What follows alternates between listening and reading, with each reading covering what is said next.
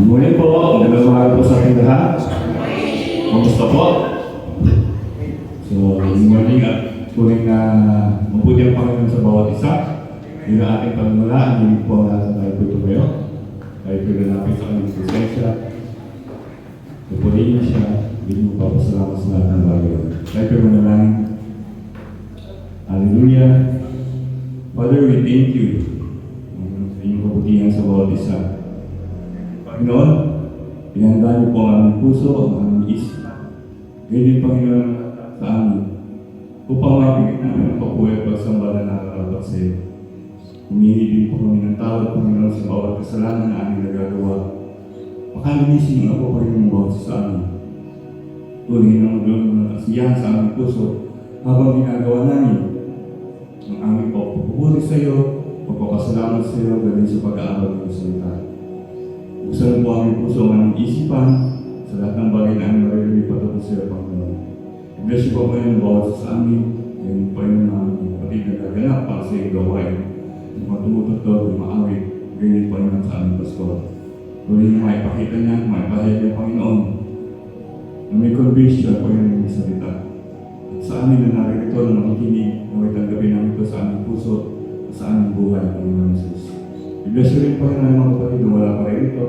Ingatan niyo lang po sila, Panginoon, at dalhin sila ng maisapitas po yun sa bahay ito. Lord, yun din, sinasaway namin ng gawa ng kaaway. Alam namin, Lord, ito hindi magiging matagupay. Huwag ko si ko lang mga puri at mga itaas. Yung Lord na Spirito, Panginoon, ang gumawa sa amin karalig namin. Maraming salamat po, Lord, at papasalamat kami sa lahat ng bagay. Pupurihin ka at kailangan ka, Panginoon Jesus. Kung anong dalangin sa pangalan ni Jesus. Amen. Amen.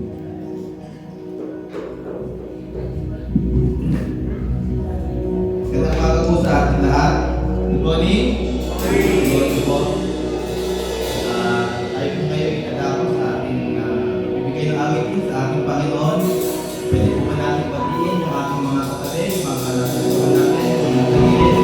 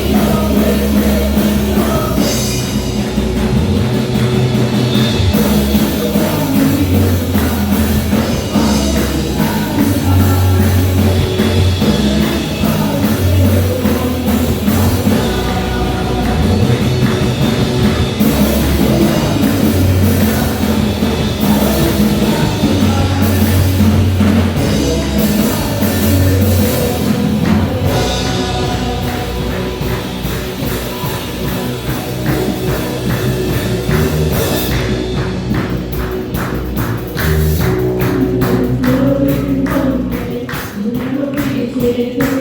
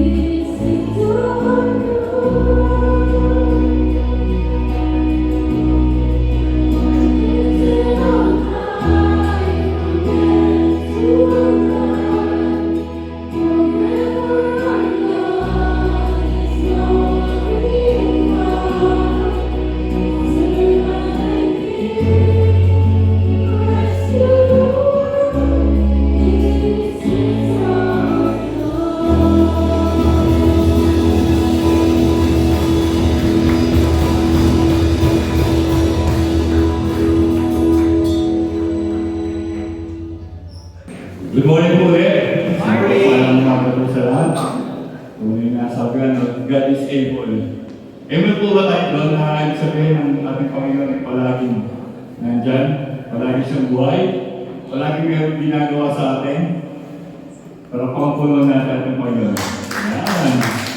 Good morning po, at yun naman po, sabi ko po sa palagi natin ilalapit yung mga bata sa pananalangin. Sabi sa Proverbs 22:6, sabi doon, train up a child, the way he should go, and when he is old, he will not depart from it. Ibig sabihin dito yung training, pagtuturo, yung pagsasanay sa kanila. Kaya napakahalaga ng gawain ito ng mga bata. Sinasanay natin lumapit sa ating Panginoon. Yun, kaya tinatawag natin yung mga bata rito sa harap. Patuloy natin sila ipapanalangin at nga natuturuan at ipapakilala ang Panginoon sa kanila. Panginoon Sus, pagpuri, nagpapasalamat nga po kami Lord sa buhay ng mga batang ito. Alam namin Lord, mamahal sila. Tulad din naman Panginoon na ganoon ang aming pagmamahal sa kanila. Lord, dalangin namin ang inyong blessing, ang inyong pagpapala, ang inyong pag-iingat, ang inyong guidance, ang inyong provision, Panginoon, sa bawat sa kanila. Lord, ito magbigay Panginoon ng talento, ng karunungan at kaalaman, ang kanilang kakailangan, Lord, dahil lalo lang sa mga pag-aaral at sa lahat ng kanilang mga tatahaking pa, Panginoon. I-bless nga po sila, Panginoon, maging sa murang edad nila, na magampalan nila, Panginoon, yung tungkoy na paglingkod sa iyo. Lord, maraming salamat dahil alam namin magiging matagumpay lamang ang mga buhay ng batang ito. Kung kinilalang kanila ng sariling Diyos ay pagligtas. Kaya Lord, hayaan mo kami, bilang ka ng mga magulang at guardian na patuloy na mapalaki sila, umiba na napagkatapos sila, Panginoon, at ma-train at maturuan sila, Panginoon, kung sino ka, Panginoon, sa kanilang mga buhay. Kaya Lord, umaasa kami ng tagumpay sa buhay ng mga batang ito, Panginoon Jesus. Maraming salamat nga po. Kami dalangin sa pangalan ni Jesus. Amen. Okay po. Yan. Kami-enjoy yata niya na. Yan. So tayo naman po itadako sa ating tayo sa mga galing. Pero bago po natin gawain ng mga kaloob, tayo po muna yung magpapasalamat sa aming biyaya sa lahat ng kanyang ginagawa po sa ating buhay. Parang dali po tayong pumipit. Tayo po manalangin, magpasalamat sa ating Panginoon. Panginoon Jesus, narito na po kami, Lord. Pupuhin niyo papasalamat sa iyo. Lord, papasalamat kami, Panginoon, dahil tunay na sa mundong ito, wala kami pag-aari. Tunay na, Lord, na sa lahat ng bagay, ikaw ang Panginoon na nagbibigay sa bawat sa po sa amin kung ano mga kailangan. Kaya, Lord, tanggapin niyo nawa ang mga kaloob. I-bless na po ito, Panginoon Jesus. Gawin niyo pong maligaya ang aming mga puso sa pamamagitan ng pagbibigay. At maipakita din namin, Panginoon, ang aming katapatan ng pagmamahal sa iyo. Kaya Lord, hindi ito maging isang, hindi namin ito makita sa isang material na bagay. Focus, Panginoon, maipakita namin sa aming faith at pananampalataya sa iyo. Lord, nagpapasalamat kami sa lahat ng bagay na dulot sa amin. At kung anong Panginoon na meron kami, itinataas namin ito sa iyo. Bless na po, Panginoon, ang bawat sa labi. Ganyan tayo pag-ibig na ito. Huwag dalangin sa pangalan ng Jesus.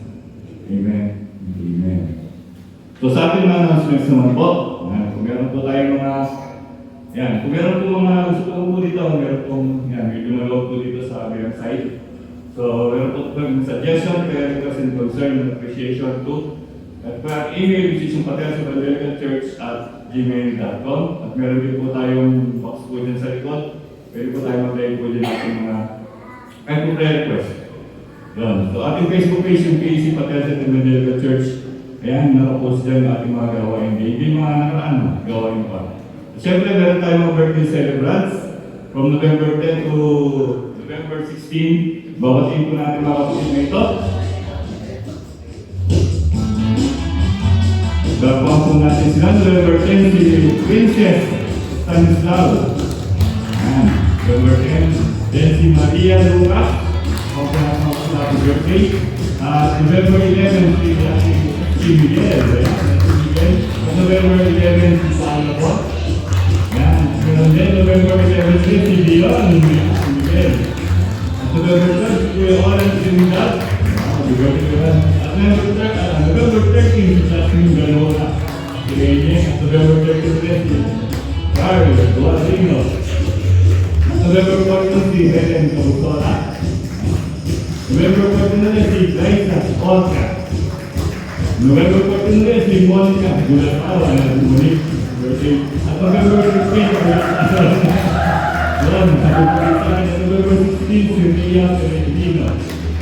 So, happy birthday muli sa amin, sa amin, no? Para ako tumatawag mo na rin ng number. Happy birthday po rin sa aming lahat. At siyempre, sabi nga, no, bago tayo dumakot sa pagkinig ng salita, meron mo lang kayo kwento sa inyo. Sino po dito yung nagpe-pray? Yan daw, alas pastor, sino po dito nagpe-pray? Salamat sa apat. Meron po kasi meron po isang lalaki na talagang mahilig siyang mag-pray. Sabi nga natin yung faith niya, iniwala niya. At dumating yung time, kasi siya lang po kasi mag-isa sa bahay. Pero sabi nga naglilingkod siya sa Panginoon, ginagawa niya yung part niya. At talagang yung pananalangin sa kanya is napakahalaga. Dumating yung time, parang yung panahon natin ngayon, yung maraming bagyo na dumadating, yung nagkakaroon ng mga biglang baha. So doon po sa lugar ni tawagin natin siya Bogart. Ayan, si Bogart. Tawagin natin siya pangalang Bogart. So sa lugar daw po niya bumaha. Nagkaroon ng bagyo, mula ng malakas, then bumaha. So siyempre yung baha, unti-unting tumataas. At that time, nag-pray si Bogart, sabi niya, Panginoon, iligtas mo nga po ako. Doon hanggang sa dumating yung time na kailangan niya ng lumipat sa ibabaw ng kanyang bahay. Dahil talaga yung bahay is patuloy na tumataas. So, meron nga nagre-rescue. So, si Bogart patuloy sa pag-pray. So, nung nakita po ng mga rescue si Bogart na nasa taas ng bubong, so, pumunta po yung isang bangka. Dumaan sa kanya, tinawag siya, Bogart, lumipat ka na dito. Mamamatay ka dyan, malulunod ka. Pag tumaas ng tuloy yung baha. Sabi ni Bogart, hindi, una na kayo. Ililigtas ako ng Panginoon ko. Ililigtas ako ng Panginoon ko, sabi niya. Okay, so may po yung unang team, which yung mga nakabangka. So pray ulit siya, panalangin ulit siya, Lord, ingatan niyo ako, tulungan niyo ako, iligtas niyo ako, Panginoon, sa pangyayari ito. Hanggang sa talagang tumaas na yung baha, sa malapit na rin abutin mo yung kung nasaan man siya, doon sa bubong. Then may dumating ulit, sa week, ano naman to, lansya. Yung bangka na mayroong motor, kasi nga bangka lang eh. So may dumating ulit, nakita siya. So tinawag niya siya, Bogart, lumipat ka na rito, sumakay ka na, sumama na sa amin. Mamamatay ka dyan, malulunod ka, pagtuloy ang tumaas yung baha. Then sumagot ulit si Bogart. Okay lang ako dito, ililigtas ako ng Panginoon ko. Magpe-pray lang ako sa kanya. So hindi siya napilit, in short, umalis ulit yung malaking bangka.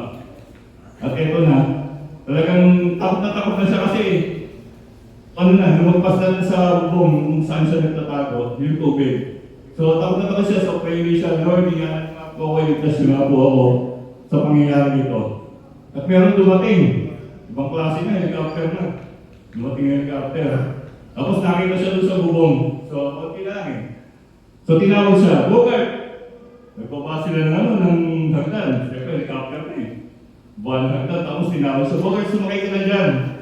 Liligtas ka namin. Mamamatay ka dyan. So, dahil sabi ni Bogart, napataas ng faith niya, yung pagpapray niya talagang nandun. Sabi niya, hindi liligtas ako ng Panginoon. Kaya nag-pray siya, Lord, ingatan niyo po ako, bigay niyo po sa pamahan. Sabi nga, ganun na namin nangyari. In short, ano po tatingin niya nangyari kay Bogart? Namatay? Naligtas? Namatay po siya. At nung namatay si Bogart, ito yung nangyari. So, pagdating niya sa langit, sabi niya, nagreklamo siya. Lord, bakit naman po ganun? Nag-serve ako sa inyo, nagtiwala ako sa inyo ng matagal, at akala ko iligtas niyo ako doon sa kapahamakan na yun, o doon sa bakaan na yun. Pero bakit ganun namatay ako? Sabi ni Lord sa kanya, totoo, ililigtas kita.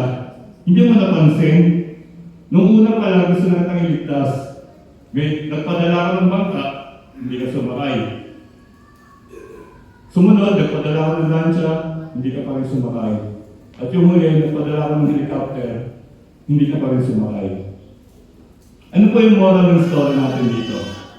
Marami po sa atin ito, kaya minsan nag-pray tayo na ang gusto natin, makuha natin yung kung ano man yung pinag-pray natin.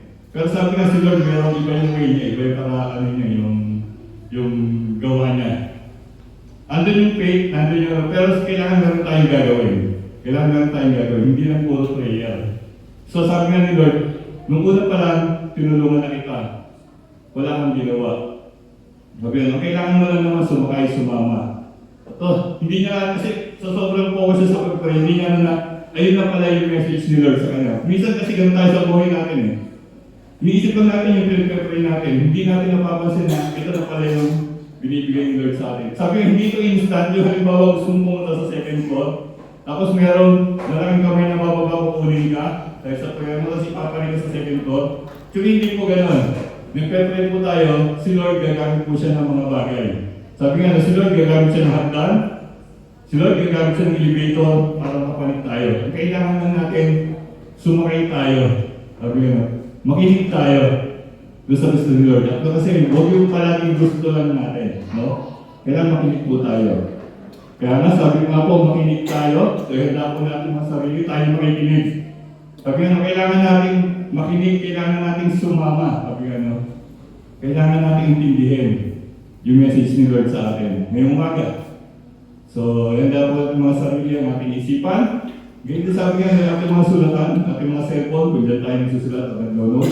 Tatawagin po natin Pastor, papalataon po natin, Pastor Romeo Velasco. Good morning po. Tama yung sabi ni Kuya Chris, ano? Baka mamaya nananalangin tayo, nandiyan yung sagot, nag-expect pa tayo ng iba. No, hindi natin pwedeng pilititin yung kamay ng Diyos na gusto natin, gusto ko, ang biyaya na gagawin ng Diyos is yung merong hagdan na bababa, tapos aakyat ako doon, walang ganon. Sabi mo na sa kamay mo, walang ganon. Walang ganon. So, tayo po yung nanalangin. Lord, sa biyaya lamang po ninyo kami nakakatayo. Sa biyaya lamang po ninyo kami nagkakarumay. Sa biyaya lang po ninyo, kaya nauunawaan namin ang iyong salita. Kaya sa umagang ka, Panginoon, tulungan mo po kami na makita namin ang iyong kabutihan sa pamamagitan po ng pag-aaral ng iyong salita. Dahil sa sarili namin lakas, hindi namin maunawaan, maintindihan nito. Pero salamat. Sa tulong ng iyong Espiritu Santo, maunawaan at maintindihan namin ang bagay nito. In Jesus' name we pray. Amen. Amen. Sino po dito yung pagkagising mo kayo na sa umaga? Nagpasalamat ka kagad kay Lord. Yung pagkagising mo sa umaga, sila, gising pa ako. Yung kasi, ewan ko lang, kung naikwento nga lang po sa inyo, na minsan hindi natin nabibigyan ng masyadong pagpapahalaga yung mga, kala lang gusto natin kasi yung himala na napakalaki. Napakalaki. Hindi mo alam, yung pagkagising mo pa lang sa umaga, isang biyaya na yun ng Diyos. No? Yung pagkagising mo sa umaga, no? Na pagkagising mo sa umaga, wala kang nararamdaman. Alam niyo ba na mayroong mga sa umaga talang pagkagising masakit na yung likod? Sino mo rin yung pagkagising mo, masakit na yung likod mo? Diba? Meron mga ganun. Masakit na yung likod mo pagkagising mo. Lalo na po yung mga kasama nga mo dito mga senior. No, maraming senior na rito. No, masakit na yung likod mo. No? At kung iba hindi na yung likod, itong isang masakit. Masakit yung bulsa mo. Daw wala kang matukot, bibili ka ng pandesal. No? Pero salamat, no? Salamat, pagdadhamak mo sa bulsa mo, ay meron pang naman. Meron pang naman. Biyaya yun. Biyaya ng Panginoon yun. Kasi kung ito tingnan po natin yung mga biyaya ng Diyos na pinagkaloob po sa atin. Sabi mo rin sa Marcos 13:14, tingnan po natin. Ito na po yung tinatawag na yung pagbabalik ng ating Panginoon. Kapag nakita na rin yung kasuklam-suklam na kalapastanganan na nasa dakong dapat di kalagyan, ito nga yung babasa. Ang mga nasa Judea ay dapat na tumakas papuntang kabuntuhan. So, ano po ba itong kasuklam-suklam na kalapastanganan? Sabi po rito sa Daniel 11:31, magpapadala siya ng mga hukbong sandatahan upang lapastanganin ang templo, ipapatigin niya araw-araw maghandog ng at ipapalit ang kasuklam-suklam na kalapastanganan. No? Pag sinabi na kalapastanganan yung templo, may mga gagawin na kakaiba. Sasamba sa mga Diyos-Diyosan at tunay na Kasi yung parang mabastusin yung yung templo. No? Kaya sabi sa verse 15, tingnan mo natin. No, dito sa Marcos 3:15. Ang sabi diyan, ang nasa bungan ay huwag nang magkaksaya ng panahon na kumuha. Panahon kahit ano sa loob ng bahay. Ito na po yung kagaya sinasabi kayo ni Kuya Chris, ano? May dumating ng ganyan, may dumating ng ganyan. Hindi mo pa rin na-recognize na yun galing kay Lord. Pero ito, ibang klase na po ito. Ito na po yung sinasabi na kahit anong gawin mo, wala ka nang magagawa. Pahirap na ng pahirap ng pahirap. Sino pa hindi nyo kalapansin, pahirap mo ng pahirap ang buhay? Pahirap ng pahirap ang buhay. Dati no, naalala ko, pag bibiyahe ka, papuntang Cubao, pag mag-commute ka, kaya mo lang ng 30 minutes. Kaya mo lang ng 30 minutes. Kaya pag pumunta ka ng Cubao, nakapila ka pa ng 30 minutes na. Pagpila ka lang. Pag pauwi, alala ko na, abutan ko ito, matagal na. Pauwi ka lang dito sa Pateros, na ito sa Guadalupe, wala pa kami sa sakit nun. Pipila ka pa lang, abutin ka lang ng 30. Sino nakarating na sa'yo sa Guadalupe? Yung paikot yung pila. Paikot yung pila. Sabi ko, paikot talaga. Ang hirap. Ang hirap. Kaya naalala ko, meron akong isang anak. Nag-aaral siya noon sa Trinity. No? Umiiyak siya pag uuwi siya. Bakit? Kasi pipila siya ng napakahaba. No? Nung galing sa Trinity, pipila ka pasakay, pauwi, pabalik. Ang hirap. No? Kaya mapalat kayo mga bata kayo, halimbawa na ang bahay ninyo malapit lang sa school. O kaya meron kayong kayong mga dison. Alam niyo ba yung mga dison?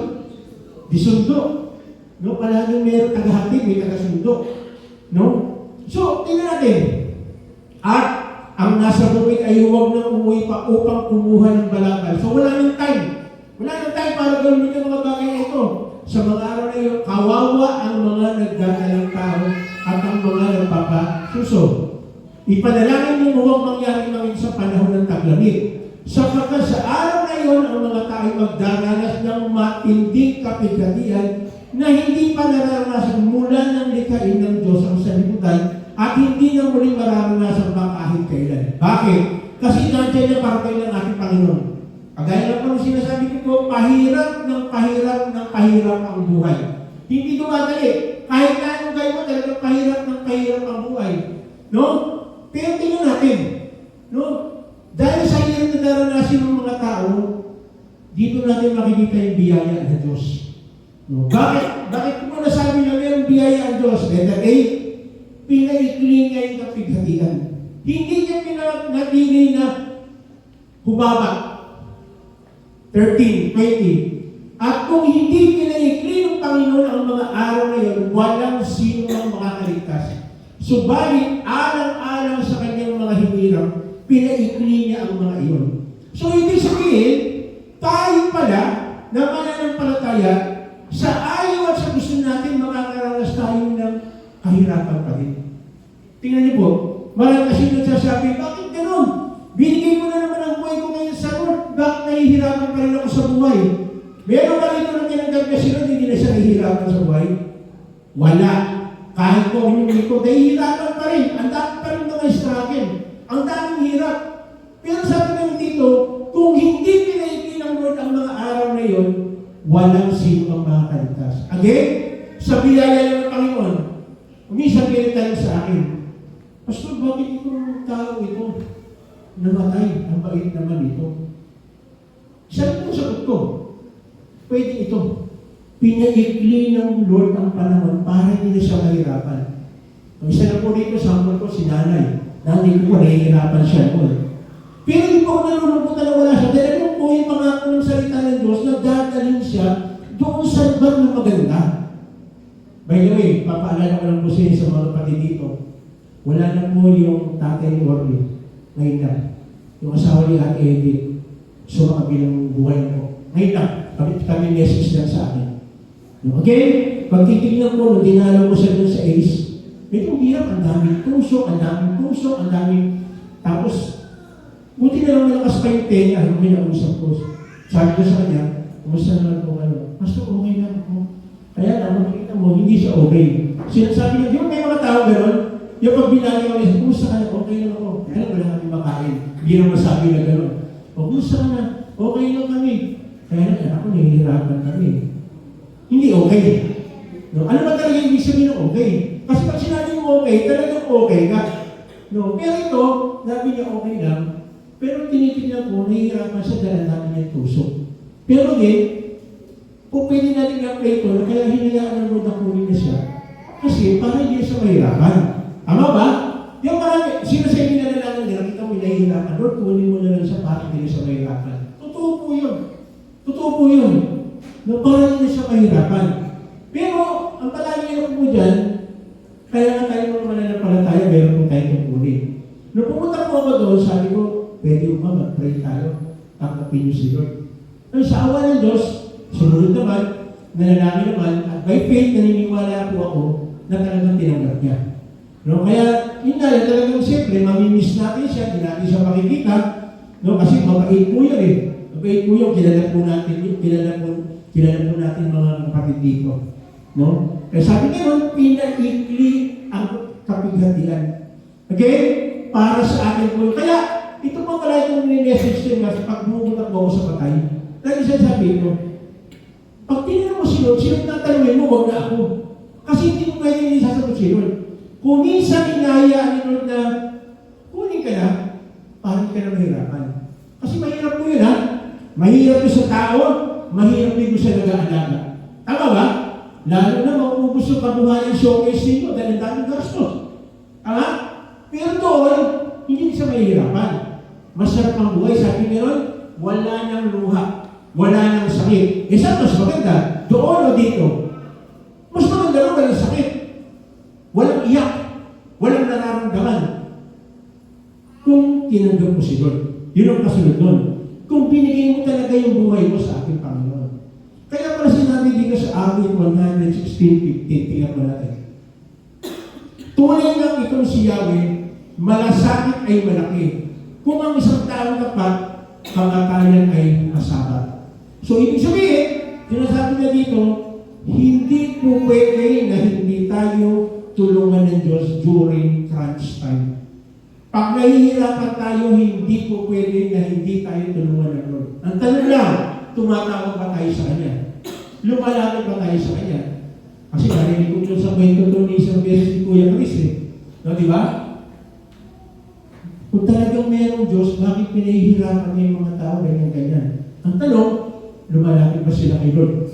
Ganun na kasi yun, lumalapit ba sila kay Lord? At kung lumalapit sila, kailan sila lumalapit kay Lord? Kasi kapag lumalapit ka lang kay Lord, kapag mayroon kang problema, marami kang sakit, ano ba yung gagawin ng Lord? Bibigyan ka palagi ng problema at sakit para lagi kang lumapit. Pero palagi kang lumalapit kay Lord dahil ang daming blessing mo natatanggap, nagpapasalamat ka sa Kanya, hindi mo pwedeng hindi dagdagan ng Lord yung pagpapala sa iyo. Ganun lang po kasimple yun. Pero kung nakikita naman ng Lord na puro nakaasa ka na sa pagpapala, ay pwede nang tanggalin yun. Para namin kayo, talagang bang naniniwala ka na nanampalataya ka sa akin kahit wala ang mga ito? Kasi gano'n eh. Wala nga tayong ano eh. Kasi nung sinabi na Lord na mahalin natin siya ng buong puso, ng buong kaluluwa, wala namang sinabi na pagpapalain kita, kapag minahal kita. Hindi. Sinabi ng Lord, mahalin mo ako ng buong puso, ng buong kaisipan, buong lakas, buong kaisipan, buong lakas, buong kaluluwa, at kina'y pagpapalain. So mauna yung pagmamahal. Mauna yung pagsunod. Nauna yung iisipin natin palagi siya. At gagamitin natin yung lakas natin para sa Kanya. Blessing o bonus na lang kung lalo tayo pagpapalain ng Lord. Sabi mo nga sa kanya mo, bonus na lang. Bonus na lang po yun. No? Bonus po yun. Pangalawa, bakit nasabi natin mabiyaya ang ating Panginoon? Pangalawa, letter B, nagbigay siya ng pabala. Marcos 13:21-23. Kung may magsabi sa inyo, narito ang Kristo, o kayo naroon siya, huwag kayong maniniwala. Sapagkat may mga magpapanggap na Kristo at may magpapanggap na propeta, magpapakita sila ng mga himala at mga balaghan upang iligaw kung maaaring maging mga hinirang ng Diyos. So, ibig sabihin, kahit pala tayo. Sabi mga sa kanya, kahit tayo. Kahit tayo, pwede pala tayong maligaw. Sa paano paraan? Kapag hindi ka rooted sa salita ng Diyos, madali po tayong maliligaw ng mga nasa paligid. No? Madali tayo maliligaw. No? Kaya, again, sinabi natin yung kaya mag-ingat kayo, sinasabi ko na sa inyo ang lahat ng bagay na ito bago pa man mangyari. So, ang sinuntalaan, hindi nga pa kaya kaya mangyari isang bagay na hindi tayo nare-remind, na hindi tayo hinawaringan. Ito bisa ng tao, matigas sa ulo eh. Alam niyo ba na maraming yung problema ng mga LGU? Sinabihan na umalis ka doon, di ba? Ayaw pa rin umalis doon sa malapit, dahil malapit sa ilog, malapit sa creek, malapit sa dagat. Sinabihan ng LGU, umalis po kayo dahil signal number 3 na. Hindi pa rin umalis. Eh, dumating yung bagyo talaga. Lumubog sila. So ngayon, minsan sisisihin nila yung gobyerno. Hindi man lang kami teka, sinabihan ka na. Paano na naman? Sinabi nga ni Kuya Chris kanina, ito na nga yung tulong, ayaw mo pa. Alam mo, nag-aantay, ano gusto mo? Gusto mo ba yung aeroplano na may gumagano, na may hagdan na bumababa? Eh, yan na nga. No, ano Kuya Chris, hanggang dito pa lang yung tubig. May padala na ng ano, ayaw pa. No, nandiyan na yung bangka. No, baka gusto yung cruise. Yung cruise na barko, yung gusto, ayaw ng bangka na di sakwan. Eh, ayan na nga. No, kumisan, ang tigas ng ulo. Ang tigas ng ulo natin. Sinabi na naman itong dapat gawin, ayaw pa rin sumunod. Tapos kapag naranasan na, tsaka lalapit. Eh, yung masakit. Ano, kailangan mo bang nandun ka sa bingit ng kamatayan bago maiisip to? Dapat hindi. Huwag mo nang ituloy. Di ba? Kaya sabi nila, kaya't mag-ingat kayo. Sinasabi ko sa inyo ang lahat ng bagay nito bago pa ito mangyari. So again, ang ating Panginoon, hindi tayo dadalhin sa isang sitwasyon na para tayo ay pahirapan. Palagi bago dumating yung pagbuhusga o yung pagbibigay po ng punishment, palagi mayroong warning. No? Ewan ko ba, nakakataga po ba kayo sa cellphone? Pag may bakit, di ba may gano'n? Di ba kung minsan, ewan ko lang, narinig na kayo, ano ba yan? Hindi mo naisip na warning. Hindi ko dapat painis doon, matuwa ako na warning lang ka. Kasi ewan ko lang, sana wala mo din sa akin nun. Nagagalitan, winaningan ng 10 minutes dito. Tapos after 15 minutes, nag-warning na naman. Nagagalit. Ang dapat matuwa ka, winawarningan ka, tanga? Winawarningan ka kasi marami pong mga tao ayaw mawarningan. Tingnan niyo po ha, sampo ka lang. Minsan, sabihin ko ba? Sige, sabihin ko na. Basta taga dyan. Yossi siya ng Yossi. Sabi ko sa kanya, bro, hindi ba alam na masama yung sigarilyo sa katawan? Hindi na ba pansin mo, hindi ba nag-iiba na yung itsura mo? Ano sabi sa akin? Ang sabi sa akin, meron na akong kakilala, hindi nga nag-Yossi. Ano nangyari? Namatay. Sabi, bakit? Ano hindi namatay? Siguro dahil yung usok na galing sa mga, kasi hindi siya naninigarilyo. Kilala ito ng mga nandito, yung mga nagbabasketball, mahilig siya. Hindi siya naninigarilyo, pero mas nauna pa siya namatay, doon siya nag-Yossi. Ang alam mo kung sabi niya, kita mo hindi naninigarilyo, maagang namatay. Kaya ako hindi ko po ititigil ko, sabi ko sa akin. Kasi ito, hindi naninigarilyo namatay, at ang malayo niya, mas malakas daw yung epekto nung hindi naninigarilyo na langhap mo yung naninigarilyo. Ibig sabihin, halimbawa ako, hindi ko naninigarilyo, yung langhap niya na naamoy ko, yun daw mas malakas ang epekto. Kahit mahibalik mo ng sigarilyo, masama pa rin ang sigarilyo. Kaya ano nakalagay sa sigarilyo? Ano nakalagay sa sigarilyo? Cigarette is dangerous to your health. Kasi yung iba hindi eh. No? Hihinto lang kapag may naramdaman na. Kaya kahihinto ay nagwawarning. Mismo yung sigarilyo mismo nagwawarning na ito ay hindi maganda sa katawan. Kaya nagtataka ako eh. May nakalagay na ng warning, tuloy pa rin. Ano ibig sabihin nun? Hindi natin alam, tuwa-tuwa yung mga doktor nun. No, ang dami nilang gagamutin, ang dami nilang gagastusin, Pero again, nagwa-warning si Lord. No, nagwa-warning sa atin.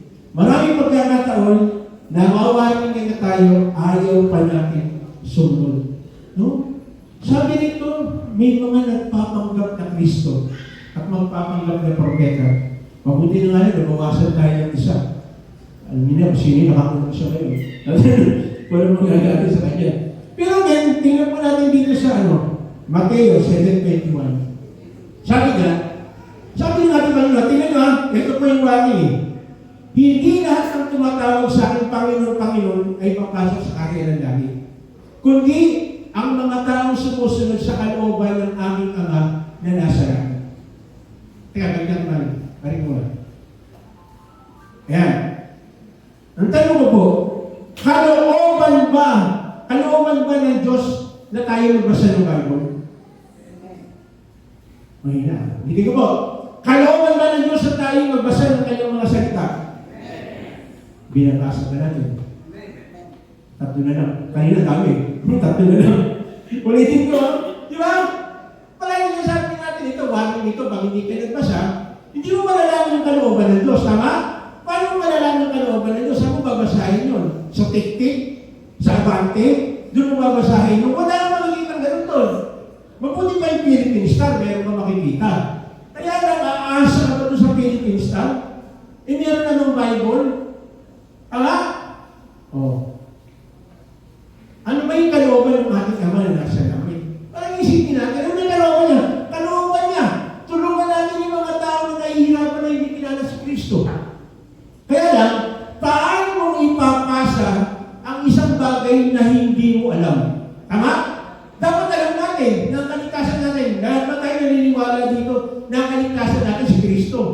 Na kapag tinanggap natin sa sarili ng tagapagligtas, tayo maliligtas. Eh baka mamaya, ang pagkakalam natin ay maliligtas mo ko, sigurado pag nagpabautismo mo ako. Kahit inubog po kayo ng 2 oras sa tubig, kung hindi mo tinatanggap si Kristo, hindi ko maliligtas. Kahit na anong gawin mo. Hindi, mabuti naman ginagawa mo. Tumutulong mo sa may hirap, ganyan-ganyan. Teka, hindi yun eh. Ang tinatanong, tinanggap mo ba si Kristo? Kasi sabi ni St. Ephesians 2:8-9, sa biyaya lang ng Panginoon tayo naligtas. Hindi dahil sa mabuting gawa natin. Kaya kahit nga anong sabihin natin na mabubuting ginawa natin, hindi pa rin tayo maliligtas kung di natin tinanggap si Kristo. Kung wala kang kaugnayan sa Kanya, hindi ka maliligtas. No, kahit ko sinasabi ito, kahit linggo-linggo nandito ka, nagsisimba ka rito, nakikinig ka sa akin, hanggang hindi mo tinatanggap si Kristo, hindi ka pa rin maliligtas. Walang kaligtasan sa pakikinig. Walang kaligtasan sa pagkanta. Kahit na makinig ka na makinig sa akin dito araw-araw, pag hindi mo tinanggap si Kristo, wala ka pa rin kaligtasan. Tayo si Kristo na yung kaligtasan. Hindi doon siya nagsasalita. Hindi dahil sa may mga nagpapakanta. Hindi yun. Ang kaligtasan natin, pag tinanggap mo si Jesus, bilang sariling Panginoon tagapagligtas, pag ito sumampalataya. Yun lang. Wala lang iba. Pero sa totoo lang, marami po kasi ang naliligaw. Tingnan natin kasunod. Ano sabi yan? Sa araw ng paghukom, marami magsasabi sa akin, Panginoon, hindi mo ba sa iyong pangalan inangaral kami, nagpalayas kami ng mga demonyo at gumawa ng mga himala? Tingnan niyo po yan. Mami, balikan mo muna. Marami ang magsabi sa akin, Panginoon, hindi mo sa iyong pangalan inangaral kami, nagpalayas sa mga demonyo at gumawa ng mga himala? So, ibig sabihin, hindi yung porket meron nangangaral, yung kaligtasan na tayo. Ito na nga, nagpapalayas pa ng demonyo, gumagawa ng himala. Alam niyo ba na maraming mga tao na dadala dahil sa himala? Ingat tayo ron. No? Ito, misa na ano po ito, no? Ewan ko lang kung napanood ninyo yun. Yung meron sa sahig. May lumabas na mukha daw ni Kristo. Anong ginawa ng mga tao? Nilagyan ng kandila, bulaklak, yun na yung pinagdasalan. Ang tanong, may nagtanong sa akin, Pastor, mali mo ba yun? Ano gusto niyo sagot ko? Mali mo yun. Mali mo yun. Daya mo ng kaaway yun. Daya ng kaaway. Kasi hindi mo pwedeng sinunod magpunta sa sahig. Eh, paano pag may dadaan? Paano may daan? Halimbawa, dyan sa muna sumpang, dito, just tapat ng, tapat niya itong parking. Nagkaroon ng mukha ni Kristo. Paano na yung gagawin natin? Doon, nahihirapan ka dumaan, doon ka nagpapark. Buti kami doon kami nagpapark sa labas. Nahihirap. Kasi masasakasahan yung mukha ni Kristo. So ngayon, kailangan mag-isip tayo. Isip natin mabuti, teka, ganun ba talaga? Hindi ganun. Ito pa isa, ewan ko lang, nabasa ko ito. Puno ng saging. Puno ng saging. May lumabas na mukha. Kamukha daw ni Kristo. Anong ginawa? Nilagyan uli ng kandila, nilagyan ng bulaklak, dinasalan yung puno ng saging. Sana hindi po tayo maligaw sa gano'n. No? Sana hindi tayo maligaw sa gano'n. Pero totoo po nangyayari yan. Tapos nagpapagaling pa daw. Paano pa magaling? O pag masakit daw yung ngipin mo, lalagyan mo kung ano-ano. Tapos ilalapin daw sa ano, gagaling. Tingnan niyo po yun. Sa araw ng paghukom, marami ang sasabi sa aking Panginoon. Hindi ba sa iyong pangalan ay nangaral kami, nagpalayas kami ng demonyo gumawa ng mga himala. Tandaan po natin. Hindi yung tumatawag ng Panginoon ay siguradong na kay Kristo na. Tandaan po natin yun. Kasi makikita yun sa mga gawa. Tingnan po natin yung kasunod, 23. Ngunit sasabihin ko sa kanila, hindi ko kayo kilala. Lumayo kayo sa akin, kayong mga gumagawa ng kasamaan. Ano ba ang isang kasamaan? Ano ba isang kasamaan? Kasamaan po pag tayo ay naging tamad. Naku, pastor, bakit tamad? Tingnan mo ha, kasamaan ba yung tamad? Inuunos sa Panginoon. Huwag tayong maging tamad. Ano sabi? Huwag nga rin pakainin ang taong tamad. Kaya kapag may anak po tayong tamad, pwede mo sabihin sa anak mo yun, Lord, anak, sabi ng Bible, kapag tamad ka raw, huwag kitang pakainin. Pwede mo natin sabihin sa Bible, totoo po yun. Tamad. Pili mo, panty mo nilang lalaban mo, isang piraso, palalaban mo kasalanan yung tatay mo. Anong tawag doon? Pero ang tagal mo naglalaro ng cellphone. Ha? Ang tagal mo nakikipag-chismak sa labas. No? Ang tagal mo kung anong ginagawa mo. Bili mo, pati panty mo lang na isa, palalaban mo pa sa nanay mo. No? O, ganun isa lalaki. No? Ang sipag mo makipag... Ito po wala kayo Kaya kung naski dito po sa church, sinasabi ko kapag ikaw bataan, nandito ka sa church, naghuhugas ka ng plato, dapat sa bahay niyo naghuhugas ka rin ng plato. Ha? Kung dito nagwawalis ka, lalo dapat sa bahay niyo nagwawalis ka. Hindi mo pwede na dito nagwawalis ka, tapos dito, nagmamahal ka sa akin, nagmamahal ka kay Pedro, kay Chris. Pag galing ka sa bahay niyo, nagmamahal ka sa nanay at tatay mo. Ganun mo kasi yun. Pag dito nagmamahal ka, dito naghuhugas ka ng plato, dito nagwawalis ka, sa inyong bahay hindi ka, ano tawag sa'yo? Sabi mo nga sa kanya mo, orokan. Orokan yun. Plastic. How come? No, how come? Na dito ang bait mo pagdating sa inyo, wala kang pakialam? Parang ganito pa simple. Kung dito panagati tayo, kung dito natin natawanan natin, paglabas natin dito, dapat gano'n din tayo. Tumatawa lang tayo sa mga taong nakakasalubungan natin, nakakasalubong natin. No? Nakakalubot lang. No? Nakita niya sa akin na, bakit ang bait niya? Bakit yung masakit sa inyo? Taga sa inyo pala yan?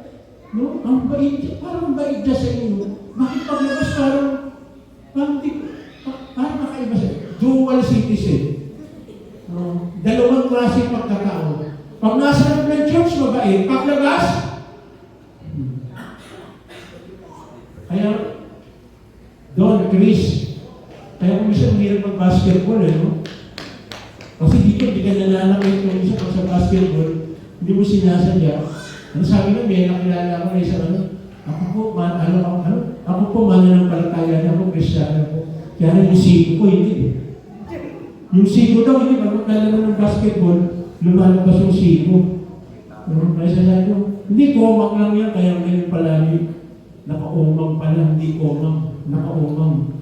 No? Again, ang sabi dyan, hindi ko kayo kilala, lumayo sa akin. Kayo mga gumagawa ng kasamaan. Alam mo ba naman pag hindi natin binahagi si Kristo, ito consider tayong masamang tao. Dapat binabahagi natin si Kristo. Tama ba? Yung kaklase mo, anong mangyayari sa kanya? Ito, ligtas ka na, tinanggap mo na si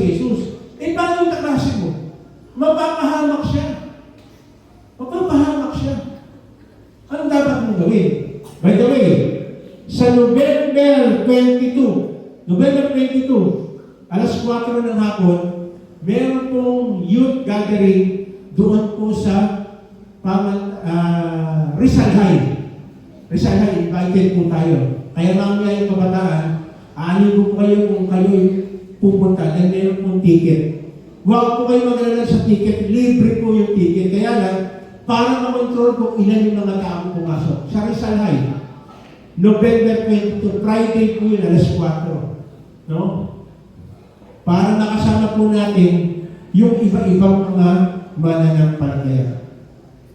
No? Message niyo po sa akin mamaya kung sino pong makakasama sa inyo. Mamaya po mag-usap po tayo. So again, si Lord nagbibigay ng babala. Ito po maganda eh. No, hindi ka mapapahama basta mayroong nagbibigay ng babala. Ang tanong lang, siseryosohin mo ba yung babala? Di ba? Siseryosohin mo ba? Kasi pag hindi mo seryoso, hindi mo papansin eh. Tama? So pag hindi mo pinansin, ano mangyayari sa'yo? Mapapahamak ka. Kapahamak ka ng darating natin. Eh ayaw lang nun yun. Ayaw lang nun namin yung mapapahamak. Gusto nyo lahat maligtas. No? Ano pa? Ang pangatlo, ano yung sinasabi? Sinabi ang pagbabalik. Ayun po eh. Kanina, ano sinabi ng una? Paikliin niya yung paghihirap ng tao. Pangalawa, nagbibigay siya ng pagbala. Pangatlo, sinabi niya yung kanyang pagbabalik. Marcos 13:24, 27. Subalit sa mga araw na yun, pagkatapos ng kapighatian yun, magdidilim ang araw, hindi magliliwanag ang buwan, malalaglag mula sa langit ang mga bituin, at magugulo ang mga kapangyarihan sa kalawakan. Pagkatapos, makikita nila ang anak ng tao na nasa ulam, may dakilang kapangyarihan karangalan.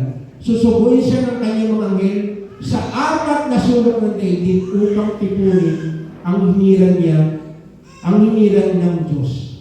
So again, kung tinanggap mo si Lord, makikita mo itong mga bagay na ito. Mararanasan natin ito. Makikita natin yung kapangyarihan ng ating Panginoong Jesus. Kasi nung dumating siya dito, di ba nakatandaan natin, malapit na. Yung sinaselebrate natin ng December. No? Bagamat kung tumusin talaga, hindi talaga yun ang eksaktong kapanganakan ng ating Panginoon. Kaya lang naging tradition na natin. Minsan, yung tradition, okay na rin naman. Para maano na, hindi na natin pagtatalunan yung kung kailan talaga. Ang malaga, minsan, dumating si Lord dito para bigyan tayo ng pag-asa. Sabi mo nga sa akin yung pag-asa. Kaya malagi maswerte yung mga Tagalog dito, taga-Pasig. Yung malapit sa pag-asa. Palagi kayo mayroong pag-asa.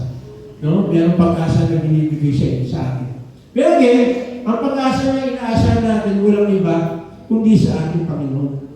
No? Ito po yung pinakamaganda na inaantay ng lahat ng mananampalataya. Na ang ating Panginoon ay makikita natin sa alapaa. Lahat po tayo. Lahat ng tumawag kay Kristo, kasama tayo sa isasama. Ito malungkot. Ito malungkot. Kapag hindi mo tinanggap si Lord, makikita mo kaya hindi ka kasama. Yun ang mahirap. Naiiwang ka. Maghihirap ka. Yun ang mahirap. Kaya naman palagi ang sinasabi rito, kung papansinin po ninyo, halos linggo-linggo, talaga nilang natin na siguraduhin natin na tinanggap natin si Kristo. Kasi marami na po yung pagdating. No? Marami na po na yung pagdating, nakikita na natin yung mga sign. No? Akala ng iba yung nangyayari sa Israel, yung binigera sila, hindi, pangkaraniwan lang. Hindi pangkaraniwan yun. Nangyayari pa yun, nakasulat na po yun. No? Kaya makikita natin yung mga sign na sinasabi, andyan na. Andyan na. Ang kailangan talaga natin, huwag na natin antayin na kung kailan yung hindi na po pwede, tsaka magtatangay yung mga too late di hero na. No? Eh paano kung hindi ka na maabutan? No, tumating na yung time, nandiyan na. No? Yung mga pag-aaral natin ng haraan, may iwang ka. O maaaring makikita mo, pero hindi ka kasama. Yun ang pinakamahirap eh. Nakaranas po ba kayo ng gano'n? Meron kayong outing, eh later dumating, nag-aalisa na sila lalo na. Hanggang kaway lang, naiwanan ka. Ang hirap na ha? Di ba? Okay, nakasakay na sila sa aeroplano, hindi ka rin malinarikit. Kapag kumakaway ka, hindi ka kasama. May pinakahirap po yun, may iwanan ka. Tama ba? May iwanan ka sa isang napakasayang mangyayari. Bakit masaya? Kasi kasama mo na si Lord eh. Ano sabi? Wala nang luha. Wala nang sakit. So hindi ba napaka-biyaya ng Diyos yun? Na mararanasan ng mga hinirang niya? No? Ano sabi yan? Susuguin niya ang kanyang mga angel sa apat na sulok ng daigdig upang tipunin ng mga tao, ng mga ito, ang mga hinirang ng Diyos. Ako iniisip ko pa lang po yung, kasi Espiritu ng Bible, di ba? Yung kasama ka sa titipunin ng anghel. Sino po sa inyo gusto na makakita ng anghel? Ako kumisap parang na ano, kailan kaya ako makakita ng... Sa bagay, pwede naman yung anghel gamitin na pakapagitan ng, di ba? Pwede magano siya, dito na hindi natin napapansin, isa na palang anghel. No? Meron mga, di ba? Nasa si Mac? Ano ba si Mac? No? Kasi meron anghel dito, matinding anghel na espiritu pa eh. Anghel na espiritu pa. No? Kaya sabi nga, napakapalad natin kasi malaman natin itong mga bagay nito patungkol sa kaligtasan. Actually, nasabi din ito sa Isaiah 13:19. Tingnan mo natin. Sabi diyan, dumarating na ang araw ni Yahweh, malupit ito at nag-aalab sa matinding puot upang wasakin ang lupain at ang masasama ay lipunin. Hindi na magnininig ang liwanag ng mga bituin sa kalangitan, magiging madilim ang araw sa pagsikat, pati ang buwan ay hindi na magsasakop ng liwanag. So, ibig sabihin, makakaranas talaga ng paghihirap. Pero again, napalag tayo. Kung tinanggap natin si Jesus, dahil sa biyaya ng Diyos, tayo lahat sa Kanya ay maliligtas. Dahil sa biyaya ng Diyos. Kaya sabi niya sa First John 4:9, tingnan po natin. Ano sabi niya? Pwede mo pakibasa? 1, 2, 3.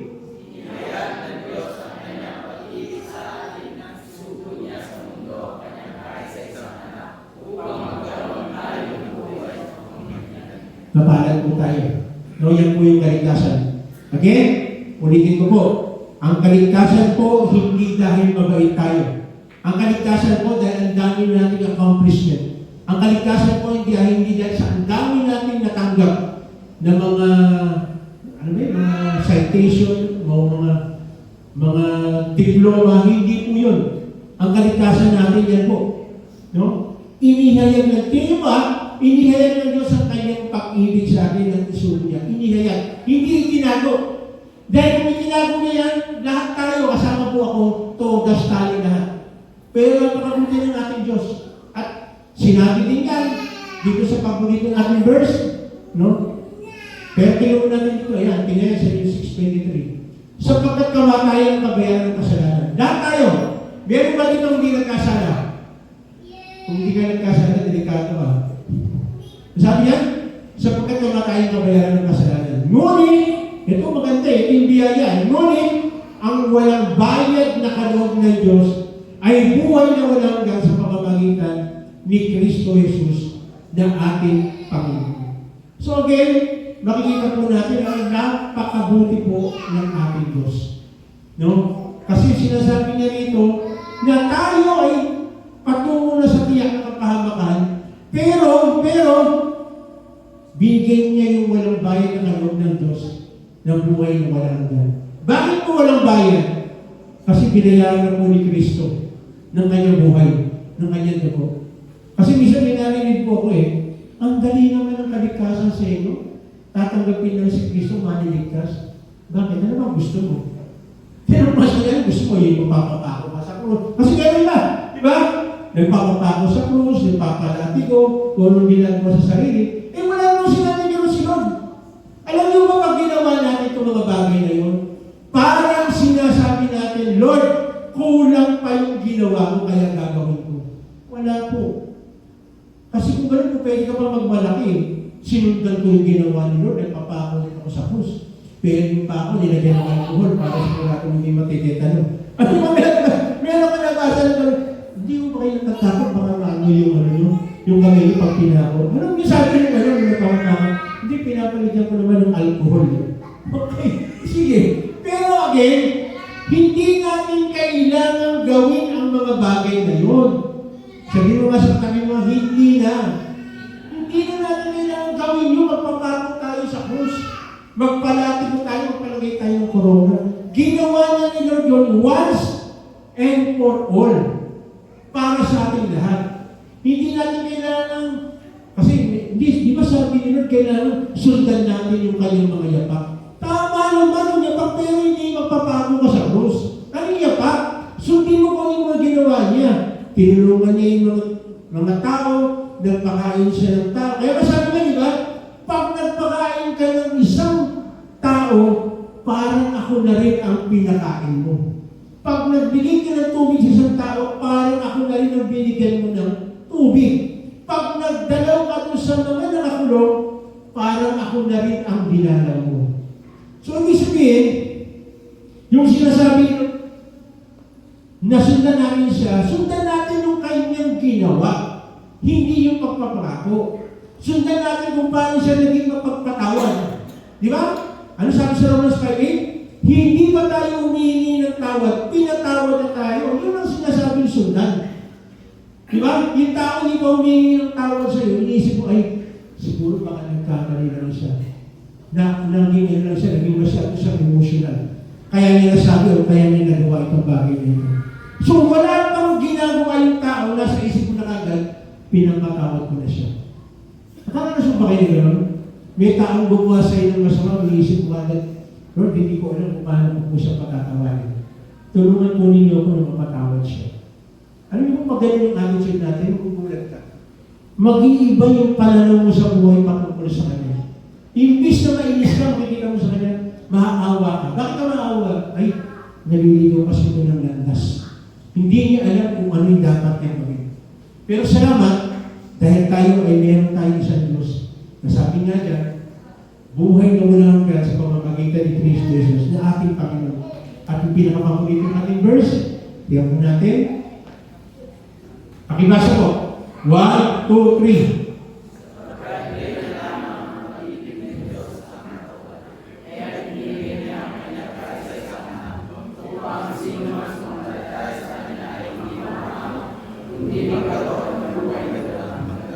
Again, ang kalikasan po natin ay na kay Kristo lamang. Wala po doon sa baptism o wala po yung pag-ano, yung parang holy water ba yan? No? Ginaganon-ganon? Wala po doon. Okay? Wala din po doon sa pagdamihan ng dasal. Pahabaan ng dasal. Wala po doon. Ang kaligtasan natin ay nakalino? Na kay Kristo lang. Kapag tinanggap natin siya, sumampalataya tayo sa Kanya, meron po tayong kaligtasan. Hindi natin kailangan pahirapan yung ating sarili. Ang kailangan naman natin, sumunod lang tayo sa sinasabi ni Lord at huwag tayong gumawa ng sarili nating diskarte. Ano pa yung sarili diskarte? May ginagawa tayong mga bagay na akala natin yun yung tama. Kailangan yung tinatawag natin tayo ay by the book. Kung ano sinasabi ng salita ng Diyos, yun ang gagawin natin. Hindi tayo magpapadala doon sa sinasabi na kasi. Gaya nun, nagkaalanganin tayo, punta tayo sa isang grupo rin bakit? Meron doon siya nakilala propeta na umakit sa namin tapos bumaba. Medyo matakot tayo yun, matakot yun. Walang ganon. No? Kasi kung isa nakatakot minsan sabihin na ganon may umakit doon mula sa langit tapos bumaba. Meron kang pinagano, meron kang pinagano. Anong pinakasabi? Lahat ng pera doon ninyo ilagay sa church. Ano, delikado tayo dyan. Delikado tayo dyan. No? Tandaan natin, pag hindi rooted sa sinasabi ng salita ng Diyos, mag-ingat po tayo. Kasi, ang kaligtasan po natin ay walang bayad. Tandaan po natin ang kaligtasan natin ay hindi binabayaran. Kaya hindi po palagi yung binibigay sa church para siguradong ligtas ka. Hindi padami ng accomplishment. Wala po gano'n. Kundi padamihan ito ng pananampalataya kay Lord. Wala na pong iba. At bakit tayo magawa ng mabuti? Kasi ligtas na tayo. May natanggap na natin yung pag-ibig ng ating Panginoon. At kapag tinanggap mo yung pag-ibig ng Lord, na nasa isip mo, ipasa din itong pag-ibig na ito sa itong tao. Kasi kay Lord, bawal ang magamot. Ayaw ng Lord ng madamot. Kung tayo nagkaroon tayo ng kaligtasan, ibahagi natin ang kaligtasan sa iba. Natanggap natin ang kaligtasan ng libre, ibigay natin ang kaligtasan ng libre. Natanggap natin ang kaligtasan dahil sa biyaya ng Lord, ibigay din natin sa Lord ang biyaya sa pamamagitan ng pagbabahagi ng salita ng Diyos. Tayo may tumayo, tayo may mananayanan.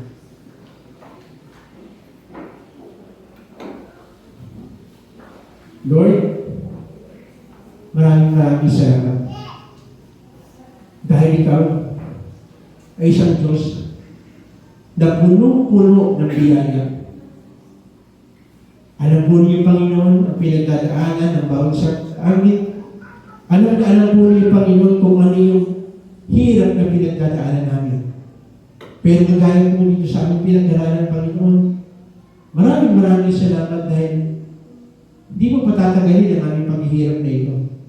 Marami kang kaparaanan na pwedeng gawin para maranasan namin yung tinatawag na kaligtasan. Salamat, Panginoon. Dahil ayaw mo niyo, Panginoon, pahirapan ang iyong mga anak. Kaya pinapaiglig, paiigsiin po ninyo ang aming paghihirap.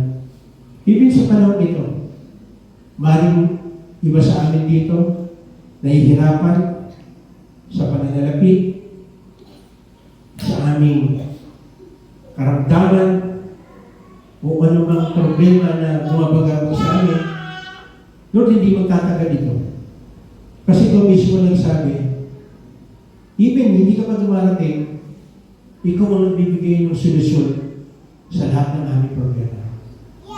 Kaya kapatid, sa mga oras ito, ano ba yung mga problema na pinagdadaanan mo ngayon? Bigay mo. Surrender natin kay Lord. Kasi gusto ni Lord na mawala yung paghihirap na nararanasan natin. Kasi tayo gagamitin niya na magbibigay encouragement sa iba. Kaya lang pinahihintulutan ng Lord na mangyari sa atin ito. Para maramdaman natin ano ba yung nararamdaman ng isang tao kapag nangyari itong bagay nito. Ibig sabihin, gusto ng Lord, makita natin kung ano ang mga bagay na nakakasakit sa ating kapwa. Minsan nahaya-haya na maranasan natin ito upang makarelate tayo sa mga tao na nakakaranas din ng ganitong problema. Kaya kung titigil mo, kapatid, balikan mo. Ang dami natin problema noon. Bakit paglapit natin kay Lord, sinusolve yan? Tinutulungan niya tayo. Sa totoo lang, hindi madamot ang ating Diyos.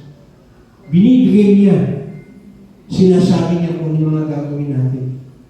Ang tanong lang, 100% ba tayo naniniwala na ito talaga ang gusto yung paggawa ng Lord? Kasi kung ano yung nilapit natin, hiningi natin sa Kanya, hindi po pwede na hindi niya ibigay ito para sa ating kabubuti. Naririnig natin palagi ito. Kapag isang mabuti kang tatay o nanay, pag humingi ba ng tinapay ang iyong anak, bibigyan mo ba ng ahas? Of course, hindi. Lalong gano'n ang ating Diyos. Kung ano yung hiningi natin na alam niya na makakatulong sa atin, ibibigay niya. Sige, kapatid, sa oras ito, sabihin mo sa Kanya, anong kahilingan mo sa oras ito? Kagalingan ba sa physical karamdaman? Sige, sabihin mo sa Kanya, huwirin ang ating Panginoon gumawa ng himala. Opo, Panginoon. Kagalingan. Umaaring may mga tao na nakasakit sa iyo, o ikaw nakasakit, ito yung pagkakataon na maayos ito. Hindi mo sabi ka ngayon, nabigyan ka ng puso na willing magpatawad at puso na willing magpatawad. Yes, Lord. Yes. Financially, gusto ng Lord ibigay ang pinaka-the best para sa atin. Hindi ibigay ng Lord ang isang bagay na sukat maaaring maging daan para makalimot tayo sa Kanya. Ang gusto niya, bibigay niya sa atin. Kagaya ng ginawa niya sa mga Israelita na araw-araw binibigay niya ang ang lahat ng pangangailangan para matuto na huwag lumayo sa Kanya. Lalo magtiwala sa ating Panginoon. Ako, Panginoon, tama yung panalangin ni Hari David na huwag mo ko Lord pagkukulangin, baka may sopa kita, at huwag mo rin ako pagsosobrahin, baka makalimutan ko ka. Napakagandang panalangin. Panalangin na isa na talagang ibig sumunod sa iyo, Panginoon. Maging ganun din, Panginoon, ang attitude namin, ganun din ang panalangin namin. Na huwag mo kami pagsosobrahin, baka makalimutan ka namin. At huwag mo rin kayong pagkukulangin, baka mahirapan kami at ipagkailan namin na kami ay iyong lingkod. All-knowing ka, Lord. Alam mo yung dala-dala namin. Alam mo yung baggage namin ngayon. Kaya binibigay sinusurrender mo namin siya.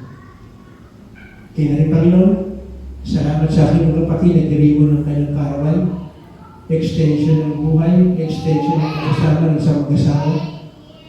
Maraming salamat. Maraming salamat.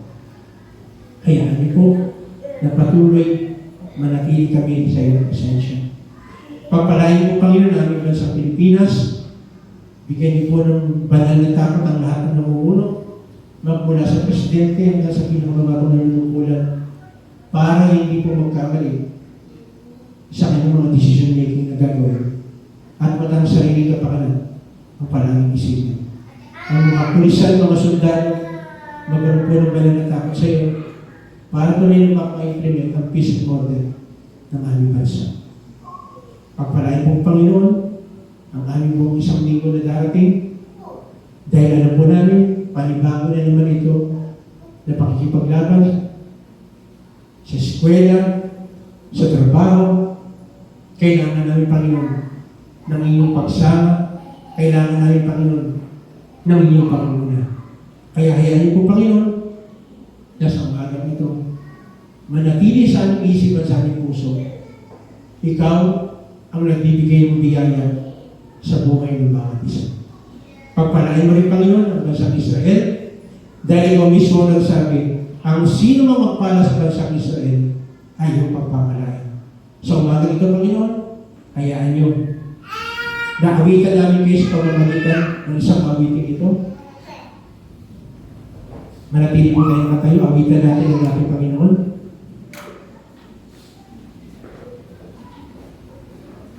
Ibigay po natin na nagagaling sa puso ang pag-awit natin.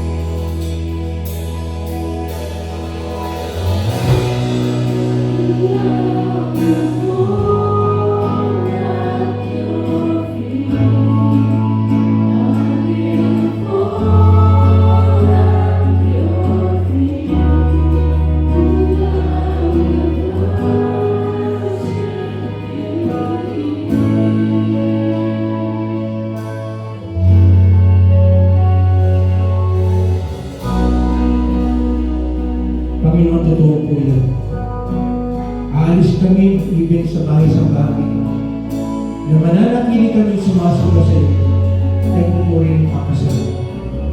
Kaya hayaan mo, Panginoon, manatili sa aming isipan sa aming puso. Palagi, matatak sa amin, ay manatili kami sumasunod sa iyo. Gagawin namin yung tama, mananatili kami sa tama. At susundan namin kung anong sinasabi kami sa iyo. Kaya sa mga Panginoon, manwalhati, mataas ka sa buhay ng bawat isa. Ingatan niyo po, makausap po sa amin sa paglabas namin sa para sa buhay. Muli, inaangkin namin na gagawin mo at mangyayari ang lahat ng bagay na ito. Kasi hinihingi po natin ito sa pangalan ng aming Panginoon Jesus. Lahat po tayo magsabi na Amen. Amen. Kamayan po natin.